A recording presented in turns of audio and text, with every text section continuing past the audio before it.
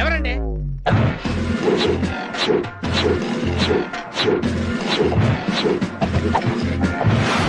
Sir మీరు ఈ area SI. Sir sir ఏం కావాలి సార్? ఏం కావాలి సార్ మీకు?